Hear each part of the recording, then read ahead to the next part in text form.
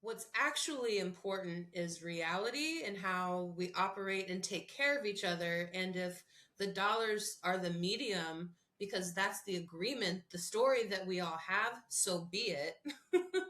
It's Right. just an ends to a means for me. So if you're a coach who's just like, because there's also a way about how you sell and how you talk to people about your offer. So the reason that I did choose to follow Rachel Rogers is because I read her book.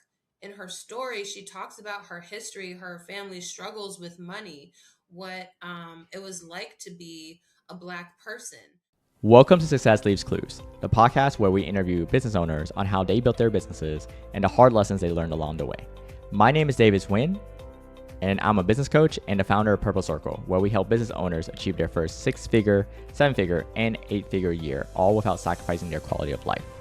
Before becoming a business coach and before founding Purple Circle, I started and scaled several seven and eight figure coaching businesses and have been a consultant at several businesses doing over $100 million each, including some that are publicly listed and doing over $1 billion each. In every episode of the podcast, you're going to learn lessons that took our guests years to learn, and you'll be able to learn that in minutes. No matter if you're a new business owner or an established business owner, every episode is going to give you the clues in order to elevate your business. Welcome to Success Leaves Clues podcast. I'm Pedro, and today I'm joined by Nikki M, known as the Power Expert, an executive coach and strategist based in the DC Baltimore area and creator of Superhuman Leadership, a program built for women executives to reclaim sustainable rhythms of planning, action, and rest.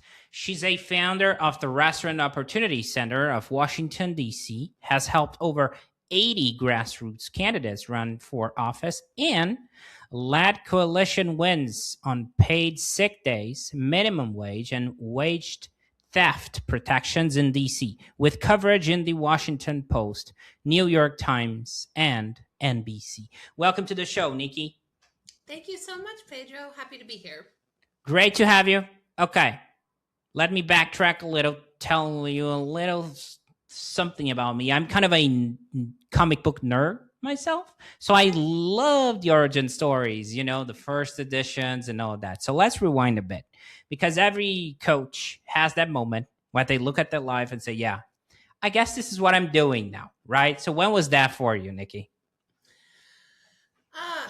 So I was working at a union.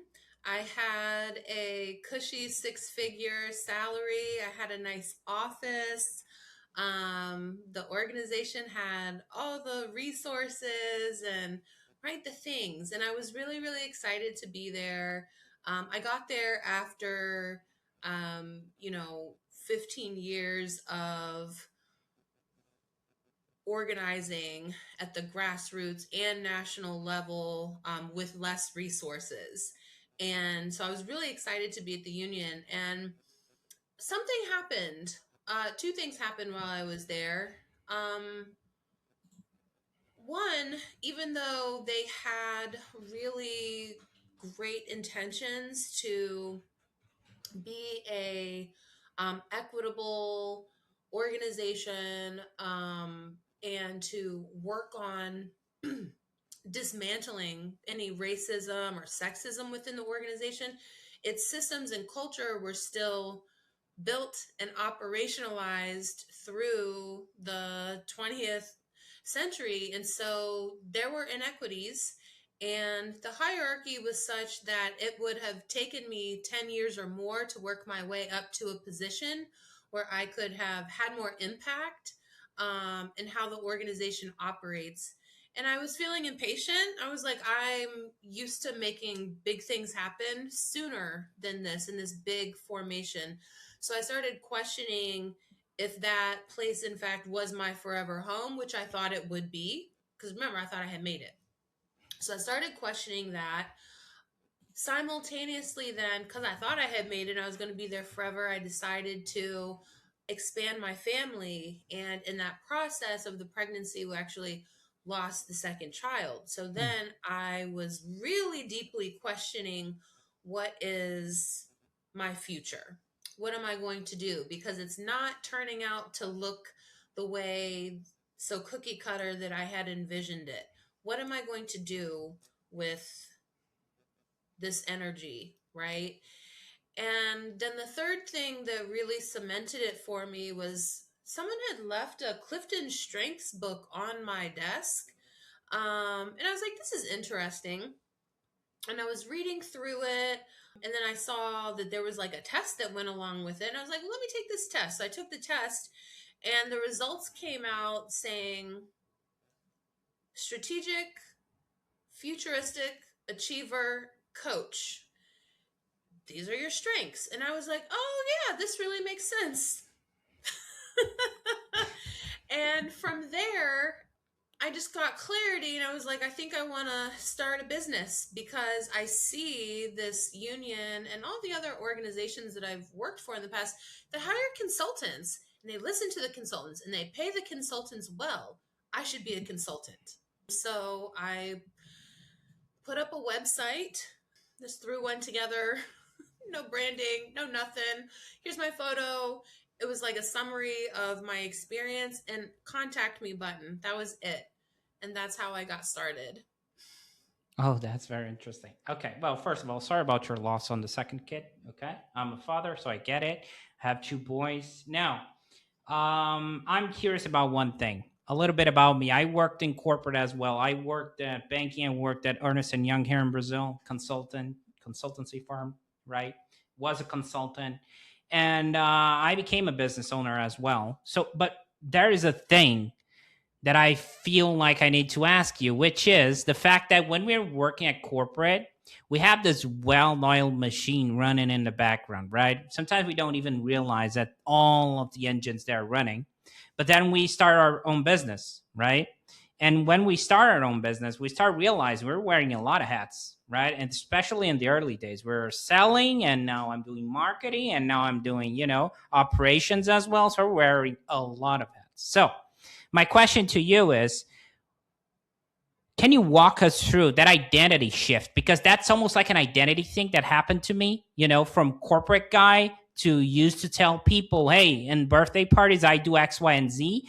And then I'm in between a transition and someone asks me, and I'm being caught off guard because I'm not sure of what I'm doing, right? I'm still testing this stuff. So how did that play out for you? Was it an easy transition from corporate SKP to business owner? Yes and no. On the yes hand, I've known since I was a child that I was going to be a business owner. I remember the moment I decided that. And it is because there are women business owners in my family. My mother is not. So I saw the difference in the abundance, the resources that the business owners in my family had that we didn't. So at a young age, at 6, I was like, I'm going to be as wealthy as my Aunt Debbie. I'm going to be a very successful business owner. So that has been in me since I was a child, but I lost that, right? For a long time. So for me, it's a question of how did I re-tap into that's really who I am.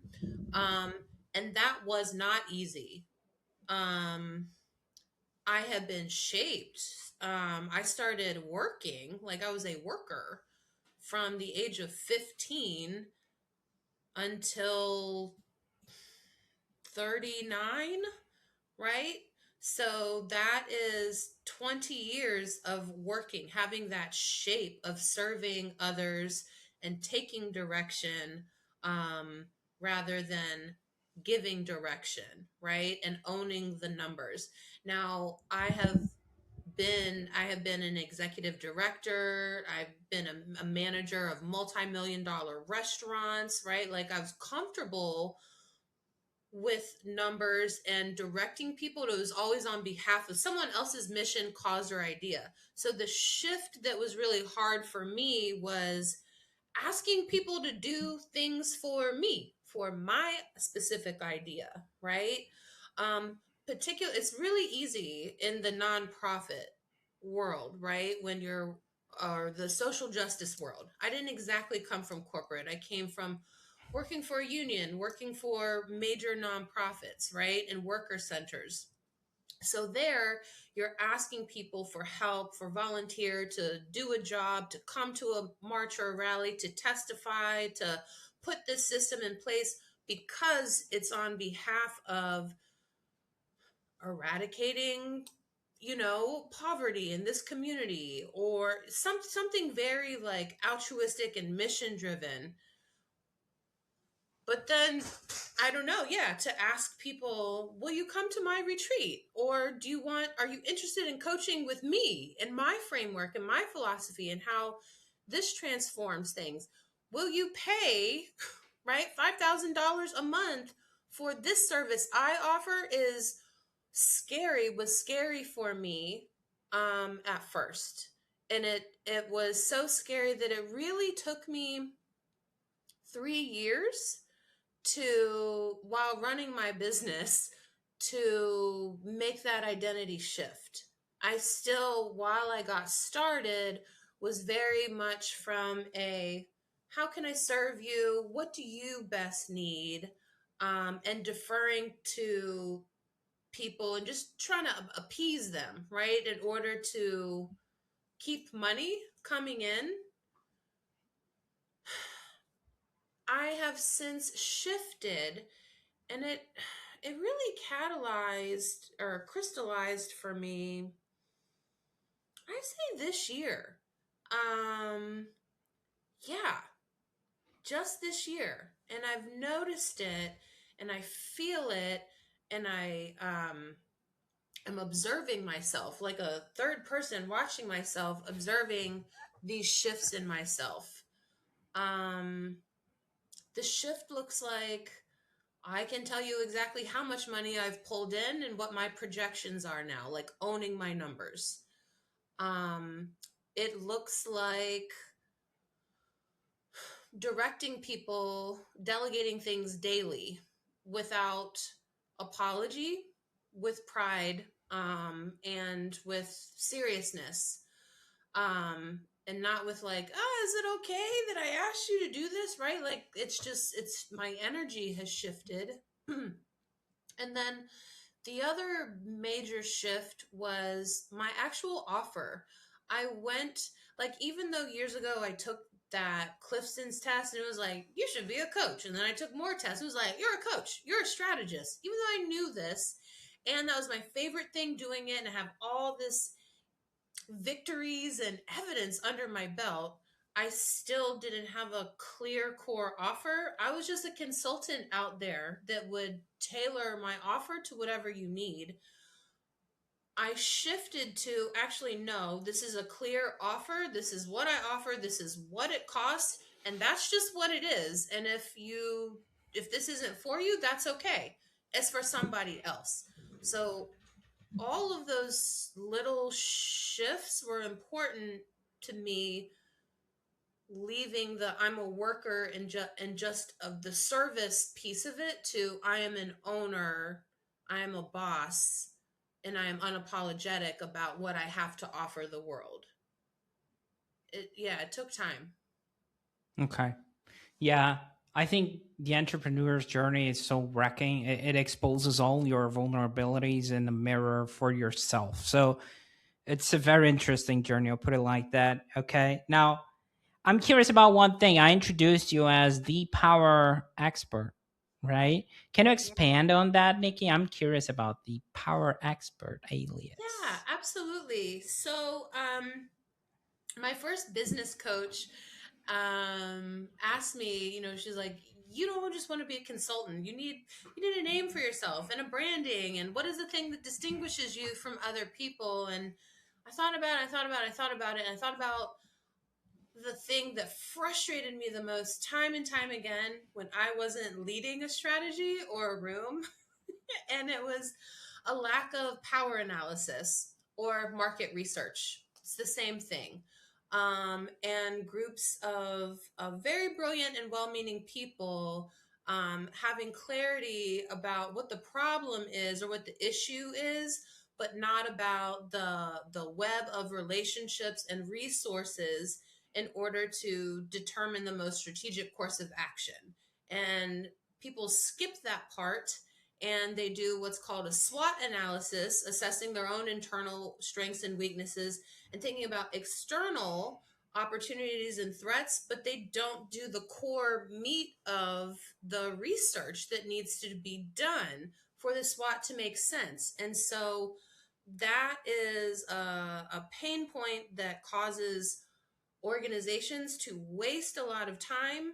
It drains people's energy then when they develop strategic plans that aren't really rooted in current market reality. And and then it drains people's energy and they don't talk about it because there's shame, right? About why doesn't my plan work? And so I decided to call myself the power expert for those two reasons. I am attacking the pain point of a lack of a power mapping and market analysis for organizations and the energy drainage that it causes, that lack of clarity, and how people get back their leadership power and their collective power in the organization. Got it. Okay. Appreciate the insight. Now, I'm curious about one thing. After you got rolling, who are the people that kept showing up? And I'm going to add a side note to that. Because in the early days for coaches, and you've been 4 years and a half in the game, a lot of coaches out there, they're trying to help everyone. They're trying to make it work. There are bills knocking on the door. They're like, yeah, I can help you. Yeah, I can help you. But eventually, we sharpen the blade. We realize you attract a certain type of individuals. So just like you said, you create an offer to, talk to certain individuals and unapologetically have your offer out there to see if they fit or not. So it's you kind of went through that. So my question to you is the evolution of who you started serving, right? And who do you serve now, Nikki? Yeah. Just like you said at the beginning, I would serve anybody who needed help. At the beginning, I was working with mostly referrals, right? Like people that I had already worked with before in the past or had been referred to from someone I worked with in the past. And they knew the quality of my work in terms of all those different hats, right? That you had worn before. And so I was doing coaching, I was doing board development, I was doing strategic planning. I helped someone revamp their resume, okay? So it was all over the place at first. I had a an anchor client that I worked with for 2 years and built an entire coalition for them and ran a policy advocacy campaign. Actually, I had two clients like that, right? Totally unscalable, but doing great work and serving people, but also trying to build my business with all the hats while building infrastructure and wearing all their hats. And it's just not sustainable. And I was finding myself not happy running my business and whatnot. I enjoyed the freedom that I had with my schedule, but it was clear like I'm not serving exactly the right type of client, right? So I had to get more clarity. I invested in, I got to a place where I was clear that I'm not going to grow this business. I'm able to sustain it if I just keep serving people and patching the money together. I figured out how to make 120 to 130K annually doing that. Basically replacing my salary before. But it didn't like cover taxes and all of that stuff. So I still was in this place of like feeling stretch. and then also not having the joy. So I was like, something is amiss here. I need to figure this out. I two things that I did. One was invested in myself more. I invested in a coaching program. So I would be held regularly in thought and emotion and action, to clarify and grow my business. So I signed up for the Hello 7 program with Rachel Rogers at a low level and started getting a lot of clarity at that point. But then I was mostly just clear about my problems.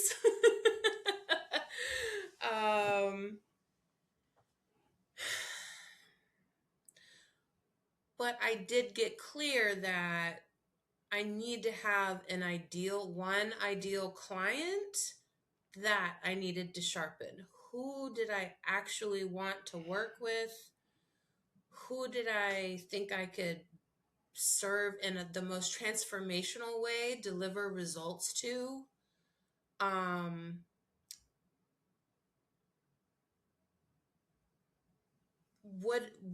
Would it bring me joy, right? Like, what was going to make me happy? If I'm going to dedicate my life to figuring this out, I don't want to work for somebody else anymore. I want to figure this out. It has to be joyful. So just to put it bluntly, basically I got clear that my ideal client is not heterosexual white males. They're not it. They need help and I can help them, but I'm not the best for them, right? Or heterosexual middle-aged white women also. Right? Not my ideal client. So I got clear my ideal client is now a woman of color, Black, Indigenous, Asian, Latin, a woman of color, someone in the United States anyway, who is from a historically marginalized community, is a woman who may be heterosexual, but may also be on the LGBTQIA gender identity and gender spectrum. It is a woman who is an executive director or senior level director at a mission driven organization. That could be a nonprofit or a union, a foundation, or a socially responsible enterprise. And she specifically is a woman who is facing or on the brink of burnout, and specifically is bad or hasn't been good at taking care of herself with her self-care rituals. That is part of her burnout. The other part that she is struggling with is a lack of a clear strategic plan for her organization and the corresponding equitable systems that meet the moment in the 21st century in terms of AI, neurodivergence, and diversity and equity. So yeah, that's my ideal client. Okay. Okay. Now let me introduce you to a little game of pretend that I want to do here, really quick. In this game of pretend, I tend to pretend I'm your ICP, but I'm not going to do that. I'm going to introduce you to my long distance cousin, Pedra. Pedra is a woman of color, historically marginalized community executive director, mission driven organization. By the way, your ICP round, right? So she is your avatar. Okay. We established that. So, first of all, how would Pedra be able to find you, Nikki, marketing wise? Yeah, Pedro would be able to find me across social media platforms, on Instagram, on Facebook, on LinkedIn, on Substack and on YouTube. She could find me on YouTube at Social Justice is Sexy, but at all other platforms, Nikki MG, the Power Expert. If she found me on any of those platforms, mostly there's a link to my website or my quiz. My quiz is a burnout assessment scale. It's really fun to see where you're at, if you're descending towards zombie mode or ascending towards superhuman, full of energy and abundance mode. Or you could just reach out to me and contact me directly through my website at Nikki, NIKKIMG.com. That's how Pedra could reach me. Okay. So Pedra, she was referred to work with you, even checked your Instagram, your Substack, your YouTube. Eventually, she got to your website. She did the quiz. She's a zombie, okay? She's facing burnout. She's in a bad spot. Think about pain, okay? So she resonated with what you got out there, and she reaches out, okay? She's like, hey, Nikki, would love to know how does it look like to work with you, okay? So we can speed up the sales process just a little bit, or saying there is alignment, you see that you can help her, she sees you can help her, or if you want to add a note there, totally fine. But the real question here is, could you give me a little peek behind the curtain, right? Of how does it look like to work with you? You know, is it like one-on-one, and do we have a one-to-many component, an online component? How does that look like? And the outcomes Pedra can get. You know, superhuman sounds like one, but yeah, we'd love to know. Yeah, absolutely. So Pedra could work with me. It looks like bi-weekly 60 to 90-minute one-to-one sessions with me. And that can be through a period of 6 months or a whole year. In those one-to-one sessions, we are learning my framework, Reclaim, designing her daily, weekly, monthly self-care rituals. We're working through her boundaries. We're working through specific things she needs to communicate with different people in order to create more spaciousness in her calendar and her life. We're working through narratives in her mind, keeping that scarcity voice preventing her from taking up more space, asking for more help, asking for more resources that we need. We're coaching on abundance mindset. We're going through tools in order to generate more resources for herself, if it's a salary she needs to increase, or for her organization, how to get more grants, how to think about expanding fee for service, how to expand into donor advised funds if that's her particular pain point.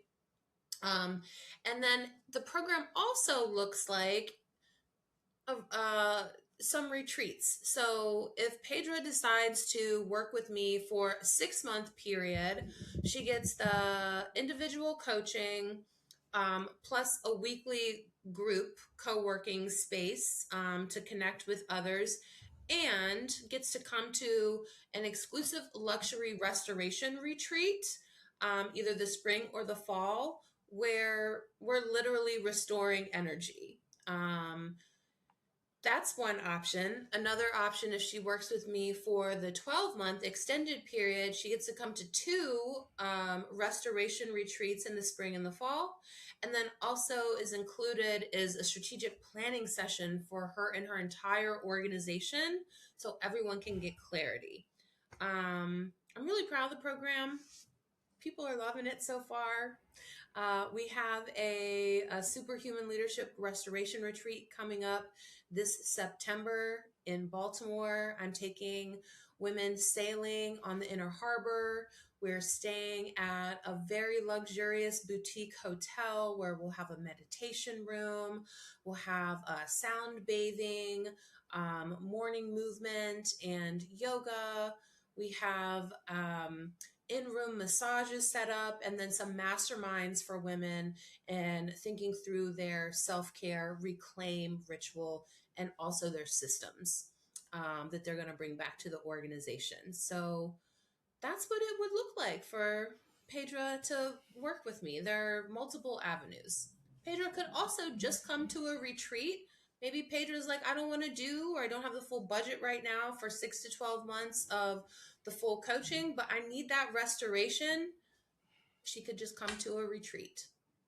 I'm envious of Pedra right now. Okay. She's going to have a great time as it sounds like it. Okay. Yes. Okay, no worries. Now, I am curious about one thing, right? You're coming from a background of uh, nonprofits. And one thing I see a lot of coaches wrestling at some point is a hot topic, which is pricing, right? Mm-hmm. And how to package their work. Yeah. And we don't have to talk about hard numbers here. The question, it's more about the mindset thing, like we established already. You're coming from that background, nonprofit, which is very mission driven, right? Purpose, love what they do usually. And coaches are somewhat like that also, right? We want to help people, we have that mentality. So I've seen a lot of coaches out there burning themselves with pro bono. Okay. Mm-hmm. For example, they're trying to help people for free. People are not showing up, or they're giving discounts, and that doesn't help either. So, Yeah. how do you think about pricing today? And were there any lessons along the way that shaped how you landed where you are? Oh, yeah. So I would say for the first, maybe even now, um, years of growing my business, I underpriced myself. So I've felt that, right? Financially, um, period, right? Um, and this was also a part of like my shift, right? From nonprofit mission driven person to CEO of a business, of a company that has a bottom line, that has real expenses, and that I have goals for my money, right? What I want to do with it. Um, so I definitely underpriced myself for what I did. There was also like the feeling of, well, I know a lot of these people. I don't want to take advantage of them. um, I also got some feedback from some people, right? Like someone wanted me to do grant writing for them, and they asked me to do it like very last minute. I would have maybe 2 or 3 days to turn around a $10 million grant request. And I asked for a certain percentage of it, and they were like, that's way too much. And they also told me, and you're never going to get more contracts if you try to charge people, right? So that was at the very beginning of my business, and it scared me, it angered me. I doubted myself. um for quite a while. I'm also a neurodivergent person. So when someone says something to me, like I take it very seriously. I believe what they say. So um, I had a lot of fear and doubt for the first several years. What shifted my thinking on prices, raising my prices, was getting a business coach and being in a room with other women who were struggling with the same thing, the pricing and wearing all the hats, and how do we make this work, and getting pushed and coached by people who have been through that and told us the way and kept helping shift our mindset about what was possible. um the coach, Rachel Rogers, told us to double our prices, right? She didn't even know what our prices were. She was like, just double them. I already know that you're charging too low. So that's what I did. I doubled my prices, and people still bought, still worked with me. I didn't have a core offer at the time, but I just started charging more for whatever proposals I put out there, and people were still getting them and without bulking. So then I raised my prices again, right? So that maybe there was a pause and room for negotiation, you know? Um, and I was like kind of mad at myself too, because as someone who has run campaign after campaign, supported candidate after candidate, which means I've done fundraising after fundraising campaign, I know these lessons. I know that you ask for the stretch and then shut up, right? And let the person come back and say what they can or cannot do. And if they say yes too fast, it means you should have asked for more. So it just was like a mental and emotional process that for me took time to come to terms with. I cannot charge low prices and people expect to get, high end, high quality, the best. It was creating a dynamic too that I saw. This is me leaning into my marginalized, oppressed shape as a Black woman who's been told your job is to clean up everyone else's shit for low or no money, right? And that story that you see over and over again, at least in America, right? In different ways, in movies, on the news, in history books. You see it over and over again, but it's just a story. It is not reality. We have the power to make our own reality. So that's where I am leaning now. And I am very clear. I want to become a multi-millionaire, not because I'm trying to like own a yacht. I want to have the funds to be able to put back into progressive grassroots candidates to develop people's leadership. My school every year that my kid goes to has $100,000 to $300,000 deficit and is now facing more because of the cuts to the Department of Education under this administration.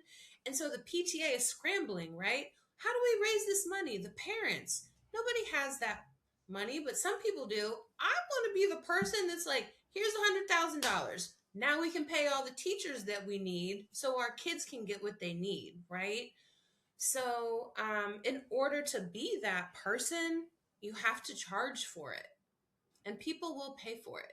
So that's also why my ideal client is not the executive who is running a nonprofit that is just starting and that has, $100,000 budget.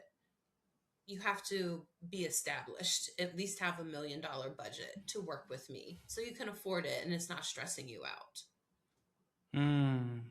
Now, let me do some counterintelligence here because you mentioned Rachel, right? You have a coach and all that. And you mentioned who you served, Yeah. right? And you mentioned the big goal to underserved communities and all of that, the school you just brought up.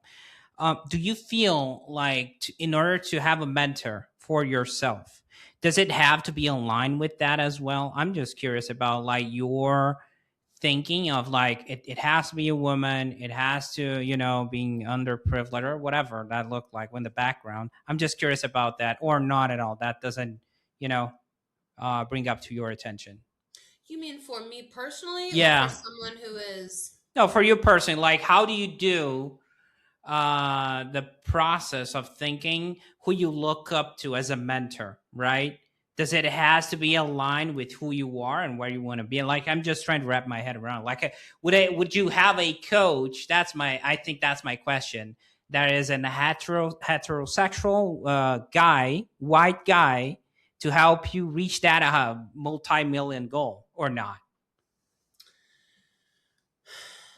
For me personally, I would be open to it. It's about it's about, do our values align? Mm. Because I'm not trying to capitalize for the sake of capital. Like there is a purpose that I am here, and so whoever coaches me has to relate to purpose. And I have been to business seminars that were led by Black women, that were led by Black men who were not aligned, right? Who spoke very much it's about the bottom line and this is what matters. And that's not what matters to me, because I understand that money is just a construct. It's just something that we made up in order to trade and negotiate easier, right? And now it's just numbers on a computer, right? So, what's actually important is reality and how we operate and take care of each other. And if the dollars are the medium, because that's the agreement, the story that we all have, so be it. It's Right. just an ends to a means for me. So if you're a coach who's just like, because there's also a way about how you sell and how you talk to people about your offer. So the reason that I did choose to follow Rachel Rogers is because I read her book.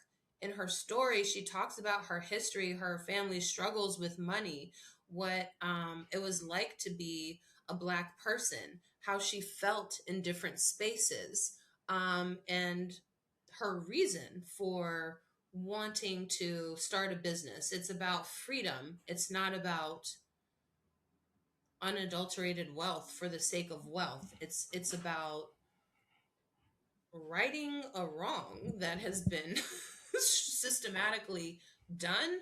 Like, we're very clear that our government isn't going, they've never done reparations. They've never done anything for indigenous people, Black people, Mexican people, Japanese American people in this country, who, the horrors that have happened, we still have the power to, despite all that, manifest abundance and safety and care and new systems. So that's what I'm about. And that's the person Mm, that I'm looking to follow. It doesn't mm, matter what their skin color is. There are white people who have been poor and marginalized and left out. If we're on the same wavelength, yeah, I'm taking your advice. I'm trying to get ahead. I'm trying to make this right. happen. Yeah, so it's values driven, as it sounds like. Love that. Yes. Okay. Now I'm curious about future wise, where you're taking all this. You mentioned multimillionaire. We have a retreat that is awesome looking ahead, right? But where do you see the business going? Are you thinking about scaling, hiring, or is there a next step you're excited about, Nikki? Yes. Um, so right now in my business, I'm at this very unique place. Um, I want to scale, but I cannot scale unless I hire people. Now, I have hired folks. I have 7 contractors that I work with, but I need to actually hire a part-time or a full-time employee who's dedicated to my mission. Um, that is where I'm going. Um, and I need this person to, I think, so right now I have like a project manager, and I was testing her out with this retreat to see, maybe after this I'll bring her on as an administrative or an executive assistant, but that's not actually what she wants to do. So I'm trying to figure out, what is this first hire.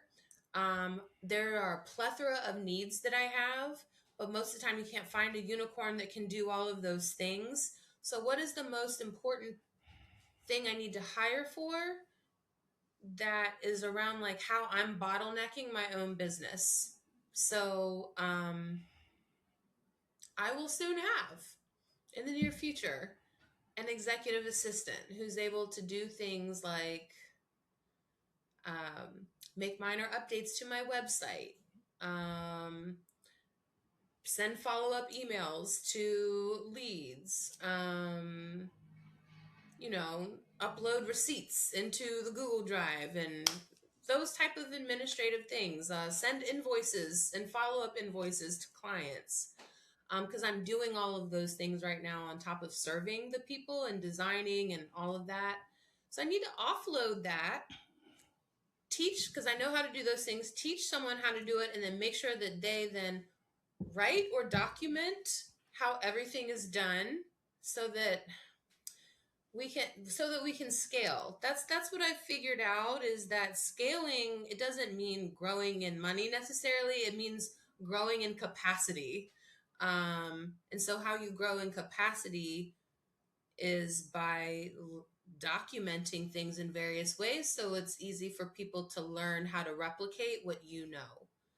And then the money comes with that. So trying to grow my team by the end of this year, sustain that next year, um, document how we did the retreat, look and make improvements to it. Basically, I just this fall and next year are about adding another person and refining our current offer.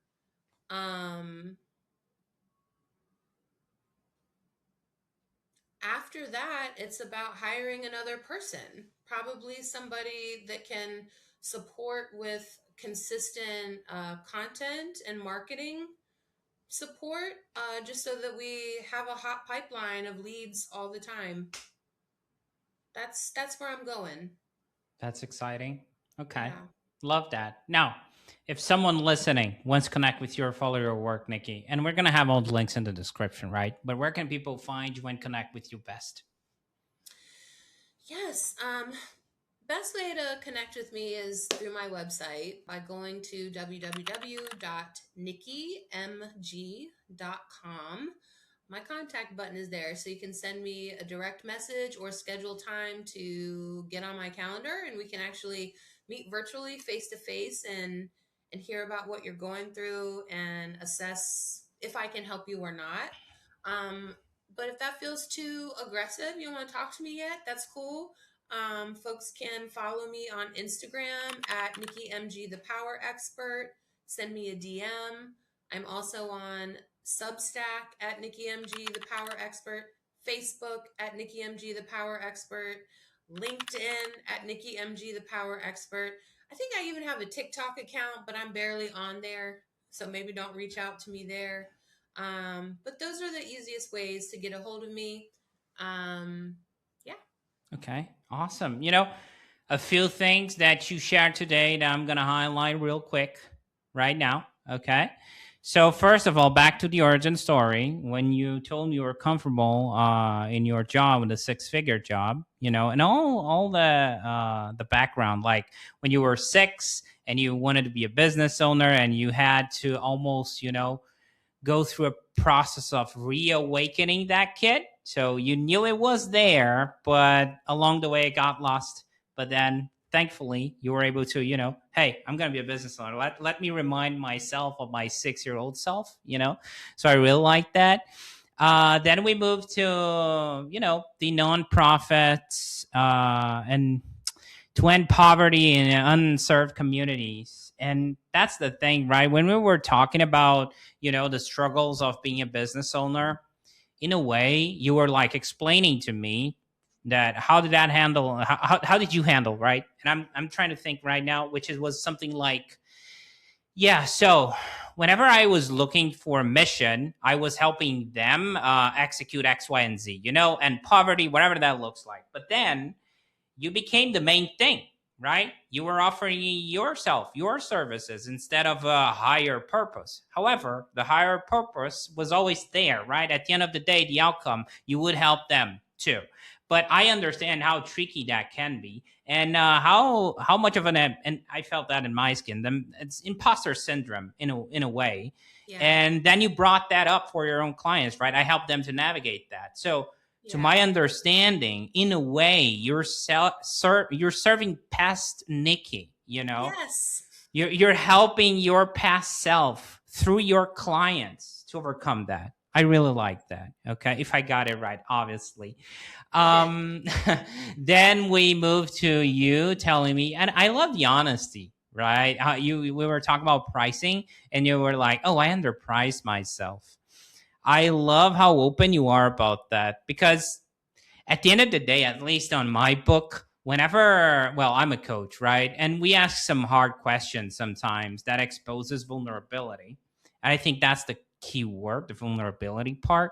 But if we're able to meet them at their level, and being vulnerable ourselves, like, oh, I underpriced myself. I suffer from X, Y, and Z. I had imposter syndrome. it makes so easier for our clients, our coaches, however you want to call them, to connect with you, right? Because, hey, Nikki gets me.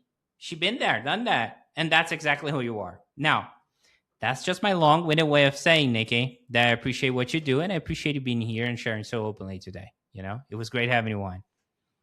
Thank you so much for having me. I really enjoyed speaking with you, and I know I'm long-winded sometimes, but hopefully you all and listeners got what they needed out of this. More than welcome. Thank you. That's it for this episode. This episode, as well as this podcast, was brought to you by Purple Circle, where we help business owners elevate their business to 6, 7, and 8-figure years, all without burning out. If you're looking to grow your business, as well as get the time freedom that you are looking for, visit us at joinpurplecircle.com and see what we can do to help you and your business.